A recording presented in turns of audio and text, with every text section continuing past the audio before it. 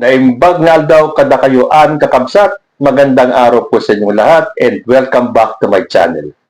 Happy Sunday po sa ating lahat. Chill-chill muna kayo, sobrang init ng panahon. At lalo pang pinaiinit ng mga aganapan sa mundo ng politika. Kaya kung wala po kayong masyadong gagawin sa labas, stay at home. Lalo na po sa ating mga seniors na madali tayong maapektuhan sa sobrang init.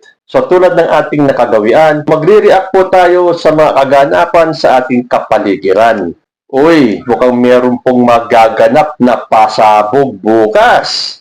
Sa salita nga ni Senator Ping Lacson, fireworks. Dahil ayon po dito sa DZMM Teleradyo, mag-expect tayo ng fireworks sa Lunes. Bukas po yan.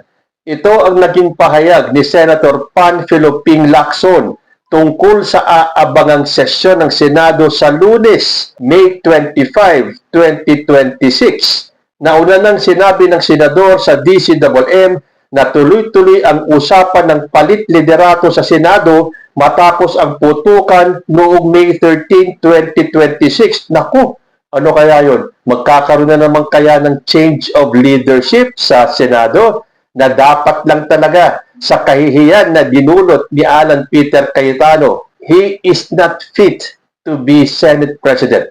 At dapat kung sakaling pagpapalit niya ng liderato bukas ang mangyayari, dapat makasuhan itong si Alan Peter Cayetano. Isama na rin po natin siyempre si Robin Padilla dahil sila ang mga utak ng pag-obstruct ng justice ng Senado kay Senator Bato de la Rosa.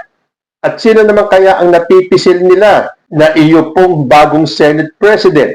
Ang bali-balita po ay si Senator Win Gatchalian na nangakong pamumunuan ang impeachment court ng may hustisya at neutralidad kung mahahalal bilang Senate President. Naku, abangan po natin yan. Kaya lang, kung magkakaroon ng change of leadership bukas, may nanghudas dito sa majority. Di ba, nagsabi na si Camille Villar na ang kakalas sa kanilang grupo at lilipat sa minority ay masahol pa sa hudas. So, sino kaya ang hudas ng majority na manghuhudas sa mga hudas? Aabangan po natin yan bukas. O, teka muna. Speaking of panghuhudas, di ba sinasabi nitong mga majority na nagkakaroon daw ng usapan? Yan ang sinabi ni Alan Peter Cayetano. Ito daw minority ay nakikipag-usap sa majority para sila ay palipatin sa minority para patalsikin si Alan Peter Cayetano. Ano itong nabalitaan natin? Na si Senator Lito Lapid daw na kinausap daw nitong si Alan Cayetano para lumipat sa kanila para suportahan si Sara Duterte. Nagkamali yata ng kakausapin itong si Cayetano dahil hindi pumayag si Lito Lapid na mapunta sa majority kasi hodang siya ay manatili sa minority. So, sino ngayon ang nakikipag-usap kanino? Kung magsalita itong mga hudas na mga senador na to In fact, sino ba ang unang nang hudas? Di ba hinudas nyo sila Tito Soto? Kaya kayo ngayon ang naging majority. Kaya si Alan Cayetano ngayon ang Senate President. Kayo ang unang nang hudas. Lalong-lalo na si Loren Legarda. Kawawa naman. Hinudas na nga niya sila Tito Soto at si Ping Lacson. Tapos, hinudas din pala siya ni Alan Peter Cayetano. Karma, no? Dahil sinasabi nila na expecting daw itong si Loren Legarda na siyang mauupo bilang Senate President. At nagulat na lang siya na pagdating sa nomination, si Alan Peter Cayetano ang kanilang ninominate. Sabi-sabi pa daw kasi, kinausap na ni Loren Legarda yung mga senador, inominate nyo ako. Well, ito pong istoryang to ay galing sa isang abogado. So, hindi naman tayo tiyak kung totoo o hindi. Pero, pwede naman totoo. Na kaya hinudas ni Loren Legarda yung majority dati ay dahil pinangakuan siyang uupong Senate President. So, hindi kaya si Loren Legarda para makabawi ay lilipat sa kabilang kampo? Pero ilan ba ang kailangan ng minority para makuha nila ulit ang Senate presidency? So, ilan kaya ang manghuhudas dito sa grupo ng mga hudas para mapatalsik itong si Alan Peter Cayetano? Subaybayan po natin yan bukas. Uy, alam niyo ba na meron na naman bagong naratibo itong mga DDS dahil lumabas po sa balita na ang US daw China at Russia ay magtutulungan upang kalabanin ang kapangyarihan ng International Criminal Court at nagbunyi ang mga DDS dahil sabi nila, nakita nyo na, kahit na si Donald Trump ayaw dyan at sinusuka yung ICC na yan at makikipagtulungan ng US, China at Russia para kastiguin ang ICC. Makakauwi na sa wakas si Tatay Digong. Kawawa naman talaga itong mga DDS, ano? Napakadali nilang mapaniwala. Inikot lang ng mga vloggers nila itong balitang ito para magmukhang tutulong si Donald Trump para makatakas o para makauwi sa Pilipinas si Rodrigo Duterte. Pero yun nga ba talaga ang istorya? Sabi po ng isang netizen na si Vince Loerte, bagong naratibo ng mga DDS. Akala ng mga DDS, kakalabanin ng US ang ICC para sa tatay nilang karton. Nanonood kayo ng balita pero hindi nyo iniintindi kung bakit.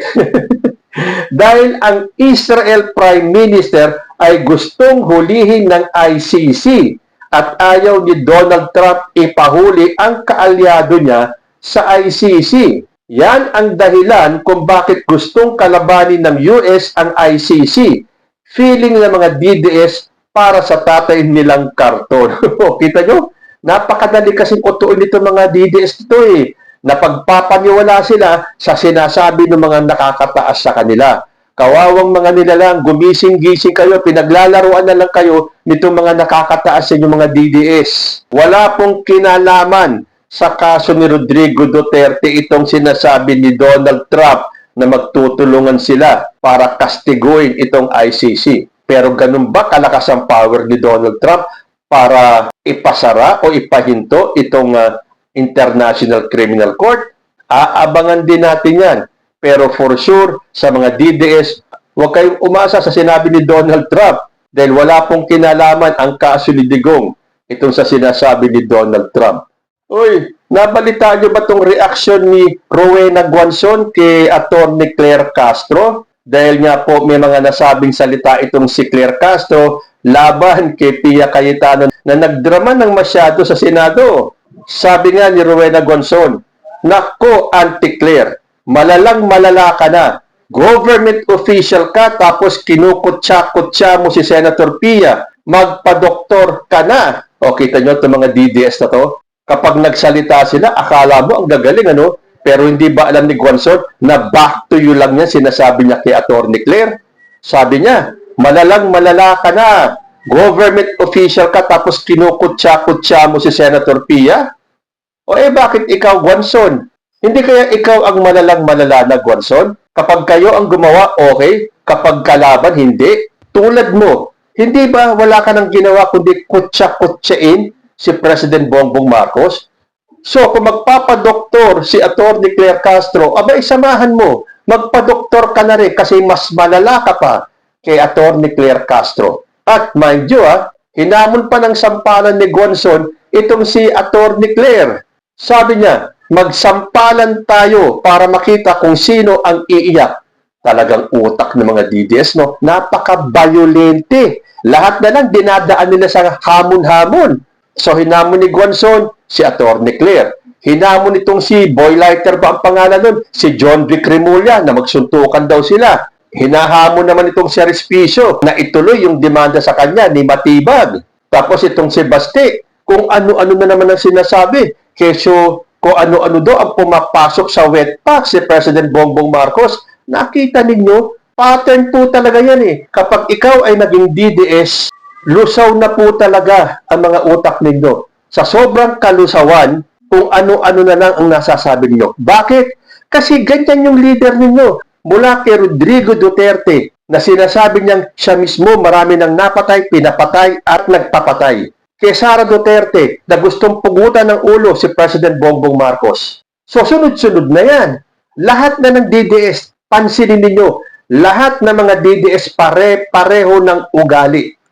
Ugaling namana nila kay Rodrigo Duterte. At yan ang gusto nyong manaig at maghari-harian sa Pilipinas. So sa tingin ninyo, papatulan ni Claire Castro ng sampalan itong si Rowena Guanzon? Nako, siguradong talo sa sampalan itong si Claire Castro dahil mabigat ang kamay ni Rowena Guanzon dahil hindi po ba? ito ay aminadong miyembro ng LGBT. And speaking of Respicio, siya po ay nahaharap sa mga kaso. Kasi nga naman, kung napapanood itong si Respicio, sobra-sobra. Talaga mapapaisip ka na lang, ganito ba ang impluensya ng mga Duterte, lalo na sa mga abogado? Pansinin ninyo, yung mga abogadong nasa kwadra ng mga DDS, pare-pareho po sila. Hindi mo alam kung nakadroga or kulang sa tulog o sobrang stress sa buhay. Tulad itong si Respicio, isa sa dahilan kung bakit siya ay dinimanda. Sabi niya, ako, willing akong ibuwis ang aking buhay para kay VP Sara. Handa ba kayo sa isang revolusyon? Handa ba kayong ibuwis ang inyong buhay para kay VP Sara? Pinipilit niyang sumagot itong mga kaharap niya ng oo. May sumagot man, pilit. Dahil sino bang gago ang magbubuwis ng buhay para kay Sara Duterte? Supporters sila, oo. Pero yung magpapakamatay, yung maibubuwis yung buhay nila para kay Sara? I don't think so. So bayaan na lang natin si Respicio. Ibubuwis daw niya ang kanyang buhay. Pues, lead by example, Atty. Respicio. Mauna ka nang ibuwis ang buhay mo. So hindi ka na makakatakbo sa 2028. Pero, isa pong dahilan kaya siya makakasuhan doon sa sinasabi niya, handa ba kayo sa isang revolusyon? Yan po ay inciting to sedition, inciting to rebellion. Kaya sige, magyabang ka pa, Respicio. Hindi ba't parang minura pa niya si Director Matibag? Kaya pinag-iisipan ni Matibag kung ano ang ikakaso sa kanya sa pagmumura niya kay Director Matibag. Sige lang, tuloy-tuloy niya yan. Kayo mga DDS, puro kayo hamon, puro kayo banta. Nakikita tuloy ng taong bayan ang mga ugali nyo, puro kayo violente. And generally, Filipinos are peace-loving people. Kaya hindi kayo makakakuha ng suporta sa madlang people. Nasabi tuloy ng isang netizen na si Franco Handres, dati ang mga Pilipino nagbubuwis ng buhay para sa bansa. Ngayon, ang mga Pilipino at isa pang public servant ay gustong magbuwis ng buhay sa isang korap na tao. Ibubuwis mo pa buhay mo sa walang kwentang tao pa? Tama nga naman si Franco. So kung kinakastigo ni Gonzon itong si Atty. Claire dahil kinukutsa-kutsa daw niya si Senator Pia, ano ang mga pinaggagawa mo laban kay President Bongbong Marcos? Dahil hindi ba, may reaksyon ka sa sinabi ni President Bongbong Marcos na mula nang nag-graduate ako, nagamit ko yung natutunan ko sa pag-aaral. Anong sinabi mo? Hindi ka graduate, be. Huwag kang sinungaling. Na sinagot ng isang netizen na si Dadan Hipolito. Yan pa din issue mo, Buangson. Pinipilit mo pa din na hindi graduate si PBBM. Pero kung titingnan sa inyong dalawa, mas parang ikaw ang hindi graduate. Kahit naman ipakita ni PBBM ang diploma niya, hindi ka pa din maniniwala dahil nga hindi pwede kontrahin ang sinasabi mo. Kailangan dapat ikaw ang paniwalaan ng mga bobo mong supporters. Ikaw kaya, Buangson, totoong attorney ka ba talaga? Miski isang case ata, wala ka pang napapanalo eh. O yan, pinagdudaan ka tuloy ni Dadan Hipolito Buangson. Sige, ilabas mo yung mga kaso mong napanalunan mo para naman maniwala ang taong bayan na napakagaling mo. Kaya bago mo tuligsain si Atty. Claire na kinukutsa-kutsa si Senator Pia, tumingin ka muna sa salamin, Gonzon. Baka sakaling matauhan ka. Pero siyempre, yung mga DDS hindi natatauhan yan. Akala mo laging sila ang tama. Pagbigyan na po natin, ganyan po talaga ang mga DDS, no use na makipagtalo sa kanila. Kung hindi ba naman totoo yung sinasabi ko na kahit na abogado ka, kapag napunta ka sa kwadro ng mga DDS, nalulusaw ang utak mo. Nakita niyo yung kahihiyan na inabot ni Jimmy Bondoc nung sinabi niya na sa kanya daw padadaanin yung warrant of arrest ni Bato de la Rosa at siya ang magse-serve. At dahil napahiya si Bondoc, kailangan lumusot siya. Sabi ko sa inyo ang mga DDS hindi papayag na mali sila. Buwelta nitong si Atty. Jimmy Bondoc. Kapag si Trillanes pwede mag-serve, kaming mga abogado, hindi pwede. Ay, ano magagawa mo? Talagang hindi kayo pwede. Pati pagpipilitan mo. Nalaman tuloy ng taong bayan na low rank itong si Atty. Jimmy Bondoc. Ipagpilitan niya na sila mga abogado hindi pwedeng mag-serve. Pero kapag si Trillanes pwede mag-serve. Pero teka muna, Pero ang pagkakaalam ko, si Trillanes may dalang kopya ng warrant of arrest. Dahil di ba hinamon siya ni Bato de la Rosa na sige, make my day, punta ka rito, sumama ka mag-serve ng warrant, pasasan mo ako. So tinupad lang naman ni Trillanes yung wish nitong si Bato. May hawak siyang kopya ng warrant of arrest pero hindi siya ang magse-serve noon.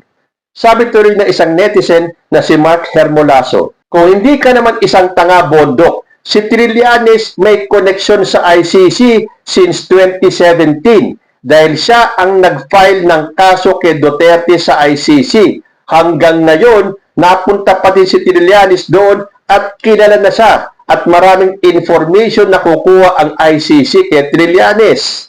Hirap kasi sa'yo, bondok. 2023 ka palang naging abogado. Akala mo sa sarili mo, napakagaling mo na. Umawak ka muna ng kaso sa korte at manalo ng ilang beses sa mga kaso bago ka magmarunong.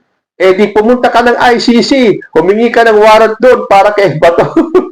Pero totoo naman po, hindi po pwede ang abogado ang mag-serve ng warrant sa kanilang kliyente. At yan, natutunan ni Bondok sa napakasakit na paraan, ang matawag siyang bobo at mahinang klaseng abogado ng taong bayan. At kumpletuhin na natin ang mga abogado ng mga DTS. Pinag-usapan na natin si Guanzon, si Respicio, si Bondok. Dapat hindi mawala ang pangalan ni Atty. Marcoleta. Dahil sinabi nga ni Atty. Bondok na kung si Trillanes pwede mag-serve, samantalang siya hindi. Dahil nga sa tinutupad lang ni Trillanes, yung wish ni Bato. Sabi tuloy ni Atty. Rodante Marcoleta, kapag sinabi ni Senator Bato kay Antonio Trillanes na kumain siya ng tae, kakain siya ng tae. Eh, kayong mga Duterte senators, kapag sinabi ba sa inyong kumain kayo ng tae ni Sara Duterte, kakain kayo ng tae? Sabi tuloy ni Lloyd Davino, anong connect ng tae sa kagustuhan ni Bato na si Trillanes mismo ang umaresto sa kanya? Yung sinabi mo na yan, Marcoleta, matutupad ba ang pangako mo na 2,000 na kuryente? Mga public servant kayo, hindi yung para kayong mga batang nag-aaway sa labas, pati tae idadamay mga inuti. Oo nga, hindi ba ng mga bata tayo? Ganyan mag-away ang mga bata? So ano tong si Marcoleta, second childhood na? Oy, pero wag ka, si Marcoleta, sinampahan na ng plunder. But that is another story. So tulad ng sinabi ko kanina, itong sila Atty. Rowena Guanzon, Atty. Harold Respicio, Atty. Jimmy Bondok, Atty. Rodante Marcoleta, nung napunta sa kampo ng mga DDS, nalusaw na ang mga utak. Ganyan po katindi ang virus na pinakalat ni former President Rodrigo Duterte. Kahit na anong talino mong abogado, lusaw ka kapag napunta ka sa kampo ng mga Duterte. So, abangan po natin bukas ano kayang fireworks ang sinasabi ni Senator Ping Lacson. Kayo po, ano sa tingin ninyo? Comment lang po down below and I will see you in my next video. Diyos ti Agnina.